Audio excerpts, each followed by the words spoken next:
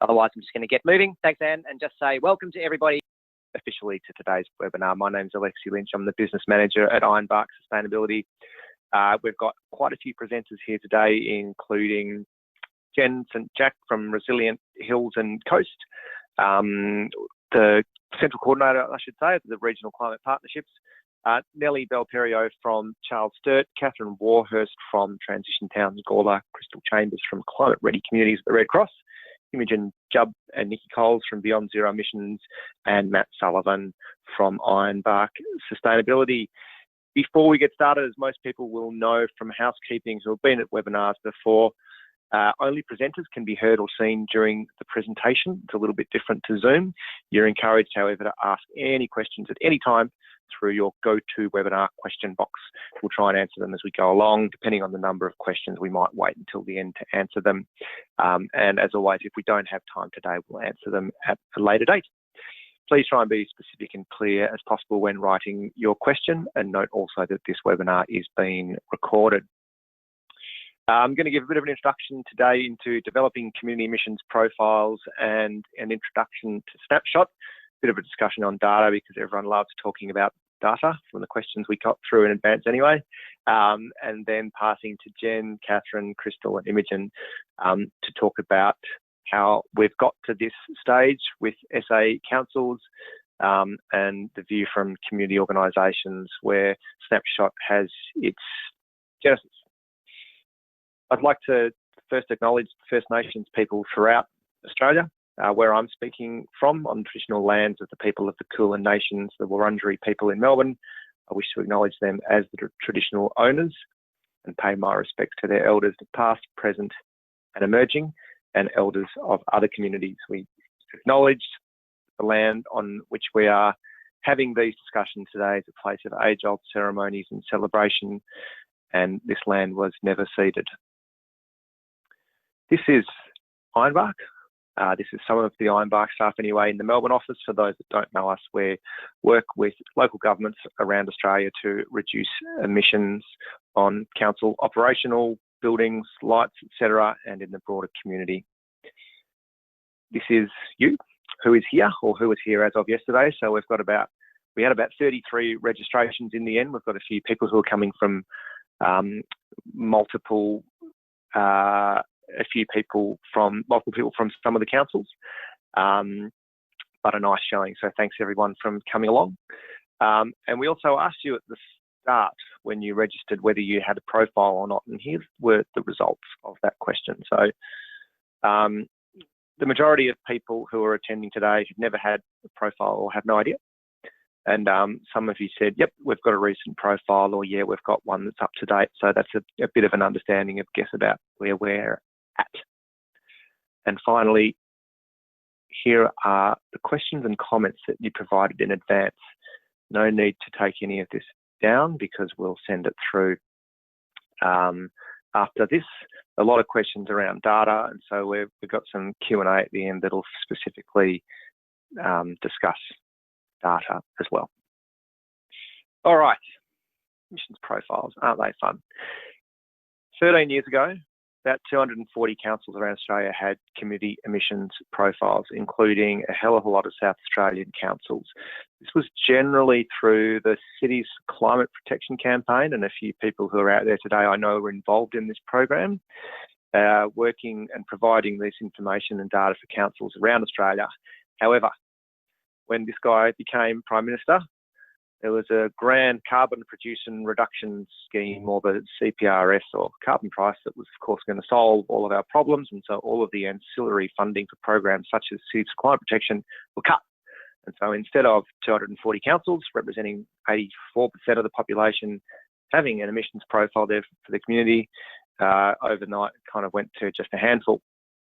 Working with our partners in this project, Beyond Zero Emissions, a couple of years ago, we surveyed councils around Australia and asked who has a community inventory or profile. 70% said, no, we don't. So things had changed a couple of years ago. This was in about 2017, 2018. You compare this, for example, to councils having a corporate inventory and understanding of their own operational emissions, and we see that the majority of councils do have such a thing.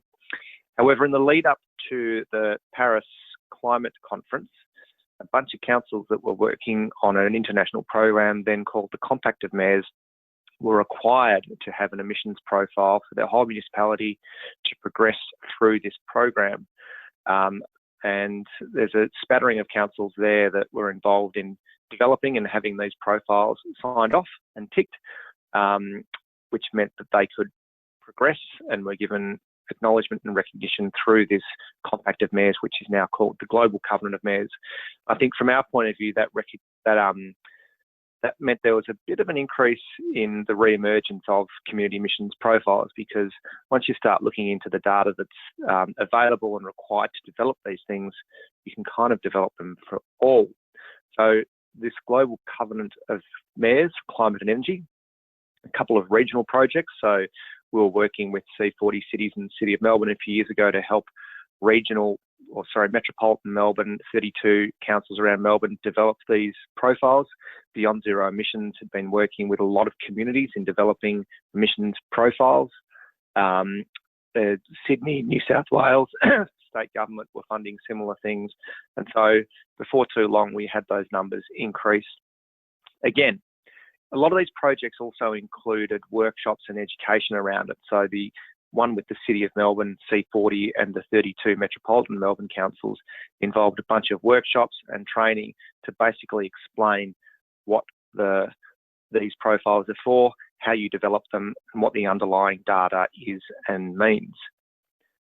This is that wonderful underlying data, the Global Protocol for Community Scale Greenhouse Gas Emissions Inventories, shortened nicely to GPC. This is basically the accounting principle that sits behind developing an emissions profile for your community. So I'm sure a lot of people have been involved in developing corporate emissions inventories where you've got the NGAs, NCOS sort of guidelines that we use. When it comes to the broader community municipal-wide emissions, we use GPC. And that's a document there that you can download, 250 odd pages, that explains exactly how to do it, the calculations, what you need to do, the different methodologies. And the reason we have this is so that there's no duplication of emissions across municipal boundaries, and also to make sure there's no missing of emissions. So we don't want to have double counting. We don't want to be missing any. So we all try and sing from the same song book. You can do it yourself. You can download this document if you like. It's freely available online, or you can find it on the Snapshot website. You can do courses and find out, make sure that you're doing the right thing, and you can be accredited to develop one of these profiles, but personally they're pretty boring for most people. And so there are other ways to go about it, like working with experts. We're very lucky because one of the people who was involved in actually developing the standard a few years ago, Matt Sullivan, is involved in the Snapshot team and has a very keen eye for data. That's what Matt does in his spare time. So he really loves getting into it and making sure that everything is absolutely spot on. I don't want to get into too much detail yet about data and the GPC protocol, but one thing I will mention off the bat is that there are 5 principles around how you get data, and data and information and sources needs to be relevant, complete, consistent, transparent, and accurate. And the most important thing about this little slide is these are in order. So this is a bit of a shift from how you might previously or traditionally thought about data, and the main thing is getting accurate data, accurate data, accurate data. What this says is that accurate data is irrelevant and can't be used in the development of a profile if it is not complete. The first thing is to get relevant and complete information. Make sure that it can be consistent. So next year you can get the same data source. Make sure it's transparent, and then make sure it's accurate. And this isn't designed to say, let's get inaccurate info. It's tried to make it clear that these things can be really challenging, getting data sources that are outside of your control. So let's start by making sure it's relevant and complete, and let's improve on the accuracy over time. So one thing you'll notice is that when we talk about emissions profiles, we very clearly use the word profile.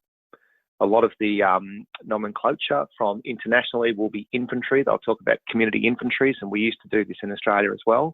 But as far as we're concerned, it's very misleading to call a community emissions inventory an inventory, because there are always going to be areas that are modelled, and so it leaves an unrealistic expectation of how accurate the data is. Profiles are profiles. They're not inventories. Also caution about using them as baselines, and we'll get into that as well. And they will absolutely change. Okay, having done a lot of this work over the last couple of years and having been working with Beyond Zero Emissions, Australia's leading climate change think tank, we found that we were both really working on this together. We were both developing emissions profiles for cities and community groups, councils, groups around Australia, and thought it's probably a good idea to combine our IP and our expertise and try and provide information that is freely available for community groups and for councils throughout the whole of Australia. If councils and community groups are still spending arduous time and effort developing profiles, none of us are really doing our jobs as well as we should. So we got together and worked with a couple of partners, including some funding organisations that are listed there. And these are the ones that were initially involved in funding and developing Snapshot.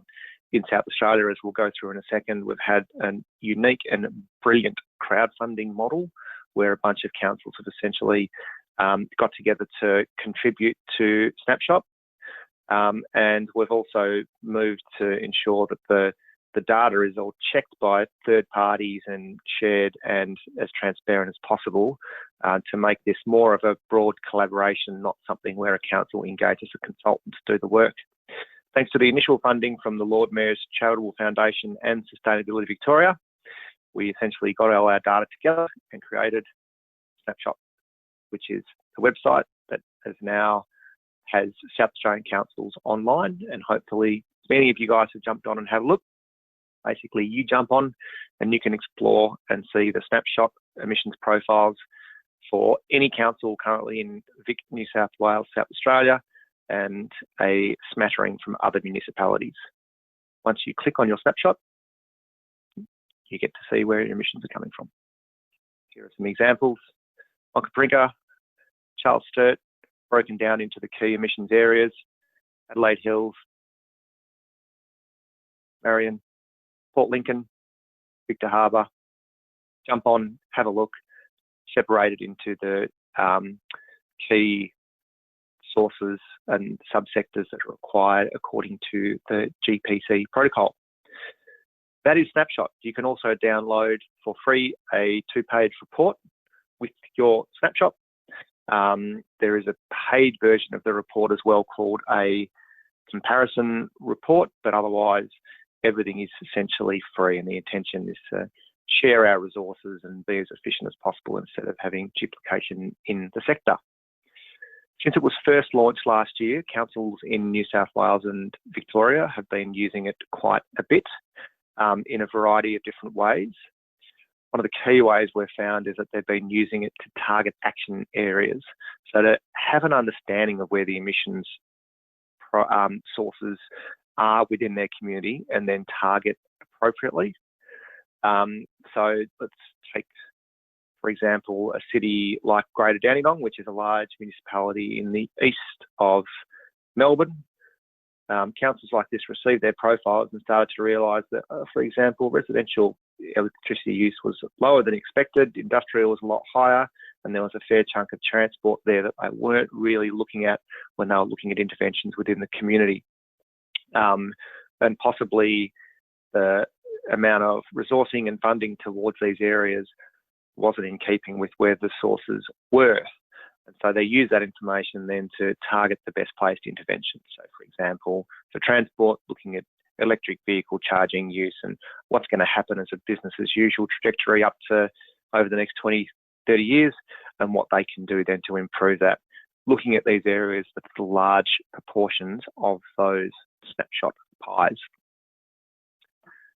Snapshot has been used a lot for communications. So one of the benefits, and probably from my point of view, what I saw as the most surprising and wonderful benefit of it is just that Snapshot looks nice. It's so much better than, grainy kind of Excel spreadsheets that we've seen in the past. And so a lot of community groups and councils have been using it to try and communicate their emissions profiles throughout council or to community groups and vice versa.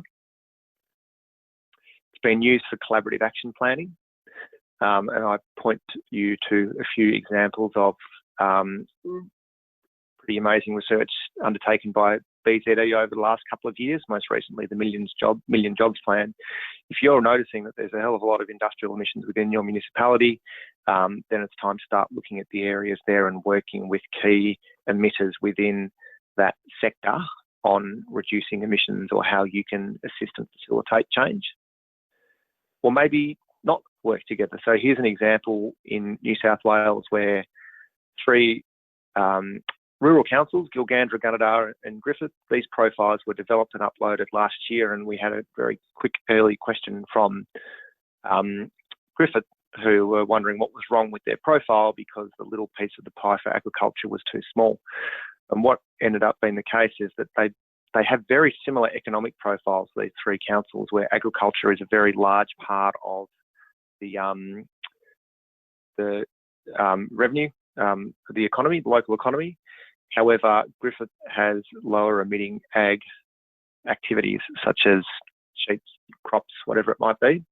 And so there's less opportunity to work, for example, there on actions and interventions to reduce emissions from ag, although possibly the other way around, Gilgandra and Gunnedah could be looking at the sort of things that happen within Griffith if they wanted to move or try and facilitate more low-emitting agriculture.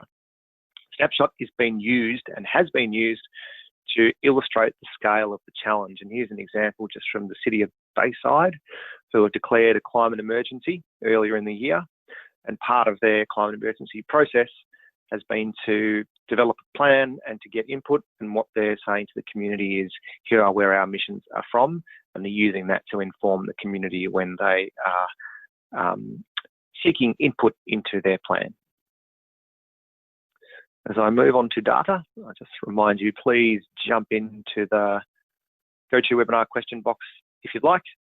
Keep the questions coming. Any clarifying questions that are burning, I can jump into. Otherwise, we can get to the rest at the end. A few points on data. The first thing is the data underlying Snapshot has been endorsed many times over. So it is compliant with the global protocol. It's developed by a bunch of people that have sat and passed examinations in this area. 4 or 5 years ago, this data was sent to key international organisations in Brussels and Bonn to review, and they absolutely came back to us with questions and things that we had to fix up before giving it the tick of approval for councils that were part of the Global Covenant of Mayors or members of ICLEI. And then through the City of Melbourne project a few years ago, the C40 Cities Group also wanted to look under the bonnet and make sure that everything was okay. Once we had funding from the Lord Mayor's Charitable Foundation, there was also a very rigorous third-party peer review process with Sustainability Victoria and Renew, formerly the Alternative Energy Association, Technology Association, who reviewed the data. And incidentally, the data and the methodology is all available. So part of this is to make sure that we have as transparent information as possible. Anyone can jump onto the Snapshot website, download the methodology. From here, over the next couple of months and years, we, the Snapshot Collaboration or broader family, if you like, are looking at improving data. So we'll get into that in a little bit later, but this means ideally getting more granular and accurate data sources once we can be sure that it is complete and relevant. Incorporating action planning, so providing advice to community groups and to councils that if you've got a large proportion of your emissions that are from transport or for ag, what do we do now? And is there some way that we can incorporate action planning and intervention planning within that? Getting other stakeholders involved is really important to this process. The intention now is that it's not something that is owned by one person or organisation, but we sort of work together on where Snapshot can go. Reporting is such a pain in the arse for councils. The ability to report automatically through Snapshot could be something that would be quite straightforward if you are involved in any of those larger processes or international programs. You just click a button and the data goes through having already have been pre-verified. And finally, incorporating targets for those councils that want to, so they can use it as a larger communications piece. I am now going to hand over first to Jen St Jack, who is the Central Coordinator of the Regional Climate Partnerships. So bear with me for a second. Jen, are you there? Can you unmute yourself? And do you have slides, or are you happy just to have a chat? Hello. Hi. I don't have slides, and I'm happy to just have a chat. Everyone can hear me? Perfect. Great. So thank you so much, Lex, for that introduction. I'm just going to cover off a bit on how this collaboration came about in South Australia. So a number of South Australian councils have obviously been working on climate action for a long time through the regional climate partnerships and through their own initiatives. And I guess one of the first real drivers for getting some community emissions profiles was actually the town of Gawler, which was the first council in South Australia to declare a climate emergency. And since then, a number of other councils, including Charles Sturt, who's led this project, have been putting up their hands saying, yes, we really want to understand the community profile of greenhouse gas emissions in our area so that we can better target our initiatives to help them. And I think a lot of councils will be familiar with this idea, like you mentioned earlier, Lex, of there's a lot of enthusiasm for rooftop solar in residential, and a lot of council effort that goes into those kinds of projects, whereas actually that might not be the best bang for your buck, because, you know, in South Australia, our grid is decarbonising anyway, and we have really great uptake of rooftop solar. You know, the market's already kind of dealing with that. And there are other opportunities to broaden the scope and look at other options. So following some meetings that we had with a number of councils, Nellie Belperio, City of Charles Sturt, really took up the reins on this and has been working through the regional climate partnerships to get other councils on board. And we were absolutely thrilled that 18 councils have put up their hand and said, yeah, we're willing to put our money where our mouth is and make this happen for all communities in South Australia. So really, really fantastic outcome. And thank you to all the councils who've been involved. So without further ado, I am going to hand over to Catherine Warhurst. So Catherine is the chair of the Climate Emergency Action Group for the town of Gawler, and has been really pushing for these snapshots to be developed for the town of Gawler for quite some time. And Catherine will share a little bit about her thoughts on how council might be able to use this data. Thanks very much, Jen. Just checking everybody can hear me. Lex or somebody, can you hear me? Okay, great. Certainly can, Catherine. Have you got slides, Catherine? No. Okay, cool. I think, well, thanks for the intro. That saved me some time. That's great.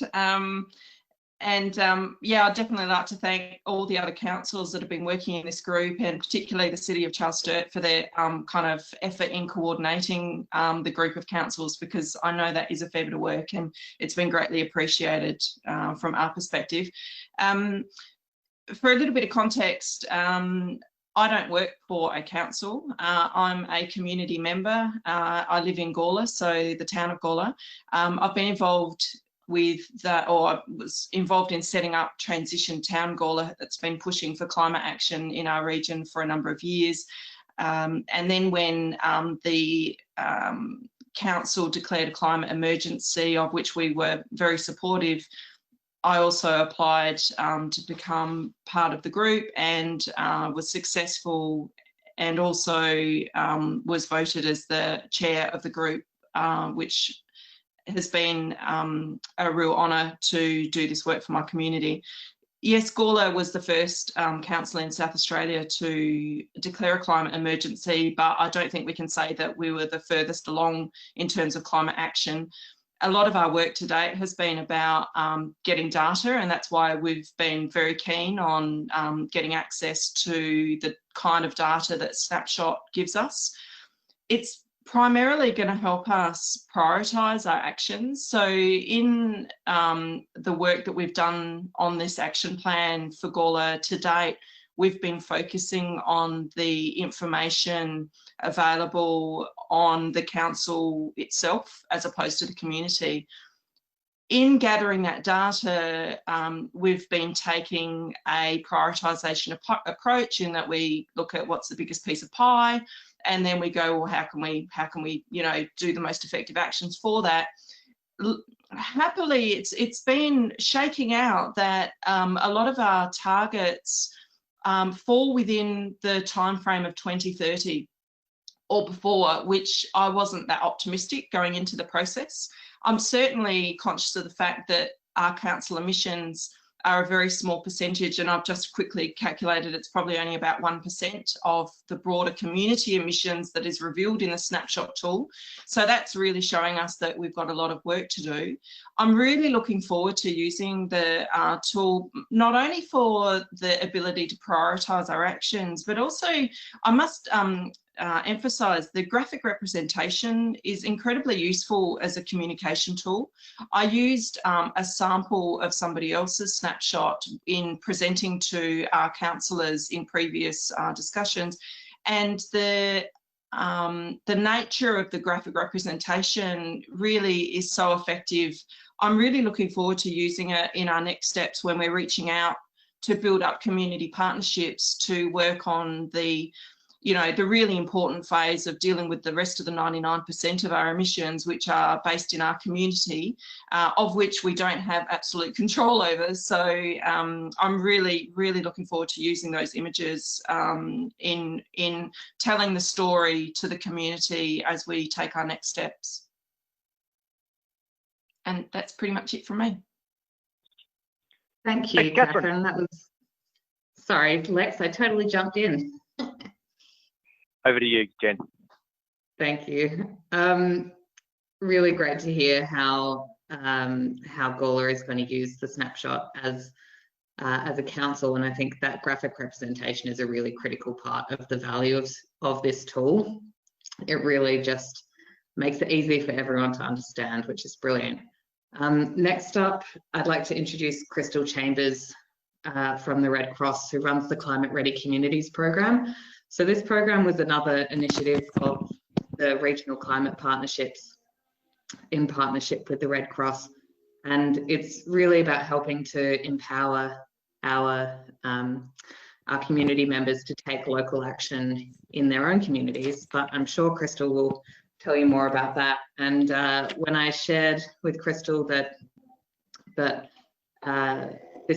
this joint procurement was happening, I think she was really, really thrilled to hear about it, and was able to really quickly share it with the community via their communications channels. And I think she'll talk a little bit about that and the enthusiasm that has come out of that so far. Thanks, Jen. Can you hear me okay? Yeah. Beautiful. Yeah, absolutely excited to hear about this collaboration and this project. And so were the Climate Ready Champions, which is the group of community members that Jen just mentioned. We call them CHAMPs for short. Yeah, a lot of excitement around having access to this data. And as Kath just mentioned, as a great communication tool. And I think a lot of people are going to view this as a really effective place to begin some new collaborations in council and community, and really getting heads around some strategic actions that can be taken together. So I think Jen's done a really great job of introducing climate ready communities, but I will just add that a lot of the focus of the program has been around adaptations to climate, although there's huge appetite for mitigation as well. One of the parts of the program that we're really trying to pin down is asking people to think strategically about the actions that they take to make sure that they do try and tick both those adaptation and mitigation boxes. So tools like this really help to I guess, remind people to really examine what kind of actions that they're taking and whether or not the adaptations are in fact maladaptations and may inadvertently contribute to higher emissions in other areas. So that's been a really cool bit of feedback from people. I think also one of the things that has been strongly highlighted throughout the Climate Ready Communities program to me and to some of our council partners and community members or champs is that there's still a lot of gaps that really clearly exist between community understanding of what council actions are taking place around climate, as well as a lack of understanding from council perspective on what community actions or climate work is going on, and also what community need and want. And the program that I've been working on has tried to help sort of branch that or bridge that, I should say. And a tool like this is just so amazingly useful in helping to break down some of those discussions and point to what sort of actions councils are taking, particularly around building a profile. So, and I know that you said baseline is not the correct word to use around a profile, but to get community members to understand that we need to have a picture of where we're starting from at this point, so that we can be really strategic and effective in the actions that we plan to take.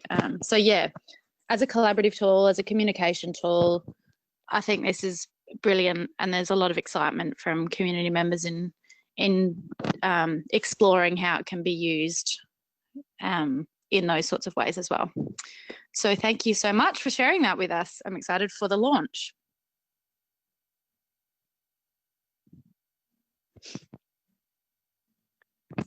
Thank you, Christelle. And Jen and Catherine, we've still got you on the line as well in case questions come through, but if you could ask you to just mute yourself while you're not speaking, that would be great. And I'm just going to pass over now to Imogen. Imogen, do you have slides, or do you want to just have a bit of a discussion about your experience? It's been music to my ears to hear Catherine and Crystal talking about how the community is interested in using Snapshot, because that's exactly our intention. A lot of communities are really interested in how they can take effective action on climate change and have felt really quite stuck, I think. And I think a lot of councils have taken really effective actions around driving their council emissions, corporate emissions to zero, but also struggle to communicate and work collaboratively with their communities. And I think this tool is just a fantastic conversation starter and can really help communities and councils work together. So that's a really clear intention we had in developing the tool. So it's really great to hear that conversation is already happening in Gawler and other communities around South Australia. The tool has a new feature which is not quite out yet, but it will have a share function shortly. And so we're really interested in how to use it, again, as a communication tool socially. So it should be really easy to share the socials of a particular profile and spread that conversation both from council to community and from communities to councils as well. We're interested in sharing the Gawler profile today and talking about Transition Gawler and how it can kickstart those conversations. It's also really great to hear that it's being used to prioritise actions, because that's also a really key next step, is how can we effectively provide resources for communities and councils to make the most effective actions they can, depending on the particular profile that they have. And we're also really interested to use it not just around emissions reductions, but use it as a kickstart for conversations around jobs and stimulus. VZE just recently put out our Million Jobs plan, and I think it helps change the conversation from like what will it cost to get our emissions to zero to how many jobs can it create to get our emissions to zero, how many jobs in agriculture, how many jobs in energy, how many jobs in transport would it create to actually change the emissions profile of our community. And I think that's a really, it's a very different frame around having this conversation with both your community and your councils. But it certainly has opportunity to support regional jobs and jobs that can improve the well-being of your particular community. We also, the tool will also save communities and councils heaps and heaps of time. When I first started along the process around zero carbon communities, it took almost a year for the first communities to figure out their data, and that was kind of the big action that they took for the first year, was getting their emissions profile. And so being able to get that at a press of a button is just an enormous change, and a much better use of communities' time, so they can spend that time and effort in community engagement, which is a much better use of their skills and expertise. So we're really quite proud of that outcome. And we're also really keen to see how we can build the evidence base around what the best actions communities and councils can take. So watch this space, we'll keep developing our work in that area. And as the data improves, that those components should become, that understanding should become much richer and more granular to each particular community. So yeah, I'm really grateful to all the SA team who've helped pull this together. It's really exciting to see all the profiles live. And if you have communities or if you know of community groups in your particular area who might be interested in joining the Zero Carbon Communities initiative, please let them know about Zero Carbon Communities. It's a free program, there's no obligations. It really is just about providing information and support for communities wanting to take this path. And there's also I went to a preview for a new ABC show, which is coming out in a couple of weeks around emissions. So I think in the next few weeks, there'll be a big spike of interest in what communities can do to drive action in their local area. I think that's all from me. Thanks very much, everybody. Thanks, Imogen. Stay on the line. We'll get to the questions now, and there might be some questions that come through about that, but I share your excitement to hear that from Crystal and Catherine was bloody awesome. The questions we received in advance, we will answer them all, if not now, in information over the next couple of days. Imogen, I'm just going to mute you if that's okay. I'm getting a bit of feedback there. And a lot of the questions were around data. And so I'm going to start this little Q&A section off talking about data. So, for example, people wanting to use their own data, and some of these have also started coming through in the GoToWebinar question box. So keep jumping in there and asking your questions, and we'll get to what we can. So we had questions around, how are road emissions calculated, what are included, what's the methodology, what's accurate, can we provide data, can I use my own data, can we use local data, data. I'll take you back to this slide around the GPC protocol, which is very clear on the sort of data that can and cannot be used in developing a profile. And the whole time since we started the development of Snapshot, and even before then, the first thing was to make sure that it was compliant with this protocol. That fed through and was discussed when Snapshot was in development. There were a bunch of user groups and testing groups that also reflected that, of course, this is the most important thing. And again, what that means is that complete data and consistent data is considered more important than accurate data. And I just want to point out as well, this is an external process. So this isn't something that's developed by us. I think actually the beauty of this protocol is it's been developed by the key international stakeholders from around the world to say we need to have a process where we work together on this. And it does shift the understanding of the role of accuracy. Our take is that accuracy should always be matched to the requirements of the decision being made, because it's only going to be as valuable as the decision it influences. So if you've got the chance of, getting, in inverted commas, a lot more accurate data, but it's going to take you time and effort and it's not going to change your decision, then we need to be strategic about the importance of it and whether it's worth putting in time. So here's a little case study. So I'm going to leave there for 20 seconds for people to read.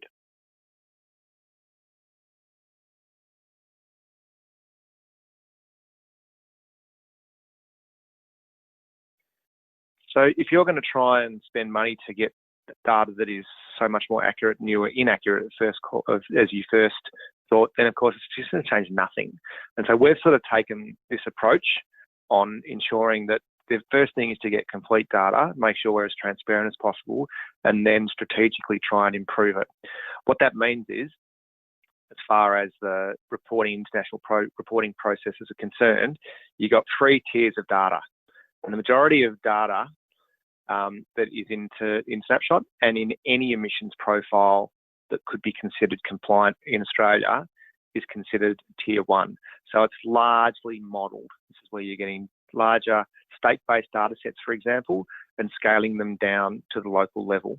It's not just a matter of looking at scaling by population. It is very involved and detailed. And when we do occasionally get more granular data sources from distribution businesses, for example, what we generally find is that we are very close to what would be expected and what they are showing. So tier 1, model data, and then national emissions factors, which is generally what's used in Australia. Ideally, we want to move to tier 2. So we start getting data, for example, for electricity from SAPN. Give us the information postcode by postcode, split up according to residential, commercial and industrial, and then we keep using the national or state-based emissions factors. The challenge here is getting that data from third parties, and I bet a lot of you out there have received this before. We have received this sort of information from distribution businesses many times over the last 20 years, but unfortunately what keeps happening is that it is not complete, and they miss large sections of the data and they don't tell you about it. Finally, tier 3, which would be, I'm assuming, considered pretty unusual in Australia, where as well as the local activity data, you've got local emissions factors. So you've actually got an emissions factor for Gawler, which might be different to Campbelltown. I'm not sure that's really on our radar at the moment. We are looking and have been looking at all these improvements over the last 3 or 4 years in developing Snapshot, and believe me, 20 years since 2007 and before, by trying to find information from distribution businesses, for example. But it needs to be a strategic approach where we talk to them over a long period of time and not just say, hey, here's the data we want, but here is the queries that we want you to be using in your data sets. We want some sort of transparency so we can make sure that you're not changing it year on year, and we want to make sure that you're not excluding large data sets, which is inevitably what happens. So we're still yet to find a magic pill or a magic bullet through working with them, but we will persist. We want to persist, and we want to hear how people have had luck in different states and in SA in dealing, for example, with SAPN. In the meantime, we've found that there are other organisations where we're having a lot more traction. So transport, for example, traditionally has always been modelled. Unless you know activity data, which means you know when cars and trams and trains and buses are going in and out of your municipality, you have got model data sets, and no one has that information apart from Google or Telstra or organisations that have access to smartphones and GPS devices. So over the last couple of years, we've been working with Google to make sure, or to try and access their travel and transport data. We are days away from signing an agreement and getting the data out there. We were hoping to have it by now, but dealing with large-ish organisations like Google often presents challenges. It's not signed on the dotted line, but it is very, very likely that in the next couple of weeks, we'll be able to break down transport to further subsectors, and we will be able to say, this isn't just modelled information, this is real, accurate activity data. The process of doing this as a group makes sense. it would be very inefficient for individual councils or even states to be talking to these data providers, because you don't ask for just data for your postcode or your council. You really say, let's have it for everyone, and then let's share it with everyone. And that has been our approach to Snapshot the whole time. A couple of questions that have come through already, I will jump into now, and I'll ask Matt, especially if you're online, to please feel free to jump in, especially towards the end. Some of the earlier questions I think I can handle myself. And some of the ones that have come through, a few people have asked about whether they can use their own data or own emissions profiles. Yes, absolutely. You work with another consultant or you've developed something internally, for example, please send it through to us. It does need to be compliant with the GPC protocol. If you're working with reputable organisations and consultants, or you've been trained up yourself in that, then we're not in the business of wanting to go through tooth and nail, but it just does need to be compliant with GPC. And there are many examples of councils on Snapshot where we are taking data from third parties. If that's what a council wants to do, then that is no problem at all. There are a few questions about, again, getting that stationary energy from Sapin. As I've said, we absolutely can, theoretically, and we want to. However, there still are barriers, and pretty much every time we try and get this information, and we've got our team of data analysts looking into it, we find that there are large sources missing. It's interesting that it's actually the model data that we use that often tests out the veracity of the claims from distribution businesses. And we spend a lot of time going back to them saying, thanks for sending this through, but we think you're missing a big amount of, say, industrial emitters. They say, no, it's complete. We go back to them again and explain that it is not representative of what we would expect from a council of that size and makeup. This plays out over the course of a few months, and then eventually the distribution business will come back and say, oh yeah, sorry, we didn't realise that actually the top 10 emitters have been removed, and we can't tell you who they are or what they are, and we didn't tell you in advance. So we've been once, twice, three times bitten and a few times shy now, and we want to take an approach which is more, let's go at the start and talk about making sure that we have a really clear understanding of what we want before getting ad hoc sporadic spreadsheets with postcodes on it from distribution businesses. Another related question that's come through around local data for waste emissions. This is a really good one. Can we use local data for waste? And the answer again is yes, if it is compliant. Many councils obviously have access to detailed local waste data sourced from collections and processing contractors. You know, we've seen some of this information, and councils have even supplied it to Snapshot as well to say, can we use it? And while it is possible to incorporate localised data sets, the key question comes down to completeness of the data. So are you giving us a complete data set? If it can be guaranteed there's a complete data set, then we can look at incorporating it. No, we need to just obviously undertake some analysis on waste treatment methods, etc. However, again, what commonly occurs is the data is missing segments, and so we just can't consider it to be complete. For example, commercial scale waste or portions of industrial waste. So while this data might be more accurate or granular in its level or localised than state-based data, it's often not complete. So we don't know how much is missing through the missing waste sources. Is it an extra 100 tonnes, 10,000 tonnes, 100,000 tonnes? It could have a very big impact, and these are the sort of things that need to be investigated. And again, the protocol for municipal scale emissions is the rule book, and have very clear criteria about how this works. And so it's one to investigate further, but the first thing is to make sure we have complete data sets. There's a question around transport data and where it comes from. So at the moment, it covers emissions from most forms of transport, and exclusions are very consistent with what the GPC protocol says, such as transport within industrial facilities, for example. It's all there in the methodology, so it's all publicly available. But we basically use a spatial scaling factor compliant with GPC and then use vehicle registration data by vehicle type from state to municipal level. This is the starting point. We can say with this information and data that is complete, but as mentioned just before with the example from Google, the intention down the line is to make sure that we have more accurate data, and then we get it and we provide it for everyone. There's a question that says, why does it say our emissions have gone down? Another one in the text, why is it that we considered a small council relative to the state average? And Matt or Imogen, I might pass over to you guys to jump in there. Before I do, just to let you know that the way that Snapshot looks, the way those reports look, and the text that we have within those reports that give you that summary have been developed through a process of user groups.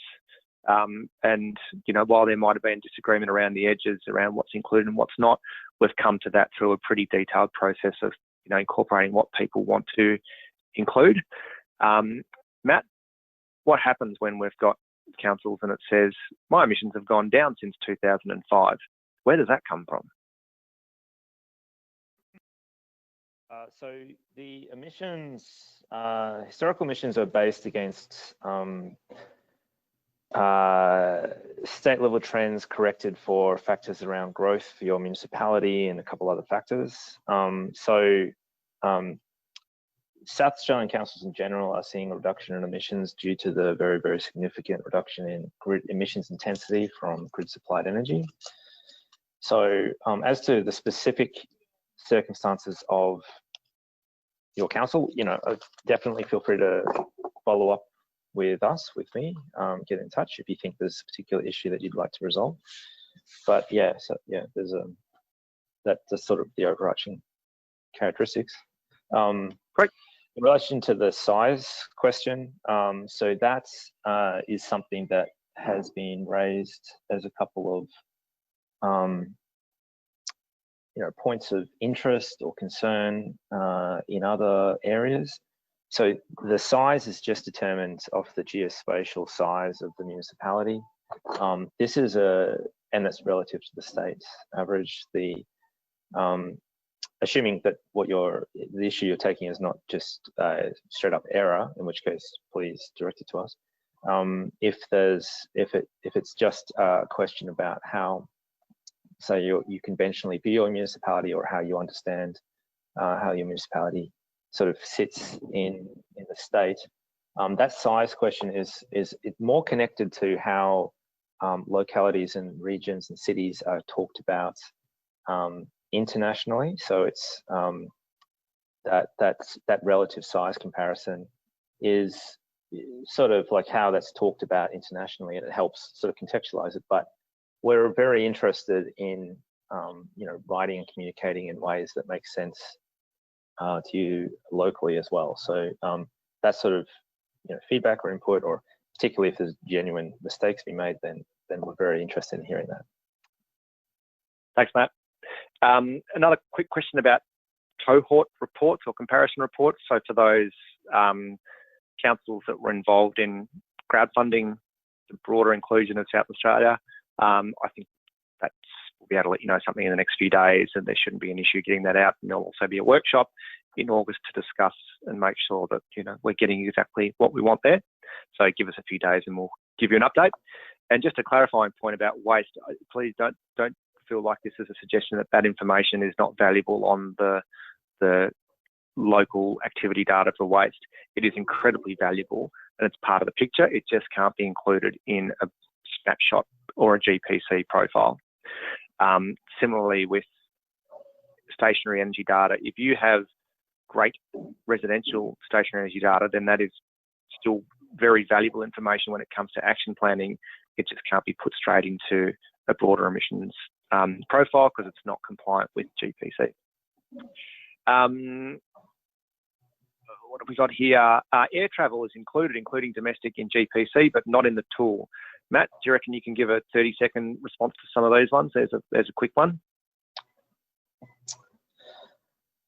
And if you can't, then you can let me know. Yeah, we can push it out and respond later. Air travel is not included in GPC Basic as a category. So we have been incorporating air travel as an addition to the basic reporting. There are a few exceptions. So the air travel integration so far is centered around passenger travel between airports. The data sets are primarily for primary, so the 20 largest airports in Australia, which have a certain reporting structure through the federal government and through CASA. And then we have a secondary regional data set that's being incorporated. There are some exceptions at the moment. Some airports have incomplete data reporting, some airports are private, some have only local flights, so flights that take off and land at the same airport. So there are some factors perhaps incorporated. We're sort of continuously looking for reliable data sets to expand that reporting. Awesome. Anders and William and Ming, we might take that one offline with you guys if you like, and look at how we can improve it. We've got about a minute or two to go, so I might just see if there's any other. There's some questions here about accessing information about offsets to show neutrality or the scope of the task to get to carbon neutral. So, as an example here, agriculture is a large contributor. However, agriculture and forestry also provides the greatest offset. How is this incorporated? And I should mention, Lauren, who asked that, and to everyone, the detail is all available freely and publicly, transparently available in the methodology. But do you want to give us a quick response to that one, Matt? Sure. So there's the main mechanism for offsets, I guess, sort of localized offsets as you're talking about them, is through land use and land use change. So that's essentially sort of afforestation and other carbon sequestration solutions. We don't typically see negative carbon emissions associated with agriculture. Snapshot has no mechanism for that. There are obviously lower emitting agricultural practices. I would be very interested in a conversation talking about meaningful tracking of carbon negative agricultural practices, which I think is, so regenerative agriculture is a really promising direction, but not currently accommodated in Snapshot. Fantastic, thank you. And we might finish up there with a quick comment that Tim has raised, which is spot on. So the reductions from, generally that you'll find in emissions over the last 15 years, they're going to be from decarbonisation of the grid. So even more so in South Australia. But if you were to look at Tasmanian snapshots, for example, you will probably find a lot less electricity emissions because it's mainly from carbon, what are considered renewable resources. The questions have kept coming through, and as we mentioned, we will answer them later. I hope we got to as many as possible. We did put more time than usual for questions, but even then we often don't get through them all, which I think is a good sign, but we will respond to them all afterwards. We'll have to wrap it up though, so thanks for attending and registering. We had 33 registrations in the end and 36 attendees, so that's a record. I don't think we've ever had more attendees than registration, so thank you everyone for coming along. Thank you very much to Jensen Jack, Central Coordinator of the Regional Climate Partnerships, Nellie from Charles Sturt, Kath from Gawler, Crystal from Climate Ready, Imogen and Matt, who were speaking, but also behind the scenes. I know Nikki, Joelle and the team from BZE who have been here and involved in developing this, and Hannah, Rachel and the Ironbark crew. There's a hell of a lot of work that does go into this and has over a long period of time. Special thanks to Jen and Ellie. It's been an absolute pleasure working with you guys on this process, and thanks for facilitating and managing it over the last couple of months. Hopefully this is just the start of that journey. We'll send information with details of the recording of the webinar in the next couple of days or week. We do want feedback as well, so please let us know afterwards. We'll send you a quick feedback form if we've missed the mark at all. But otherwise, thank you for attending. Thank you to these crowdfunding councils for getting us to where we are today, and we will catch you at the next one. Bye.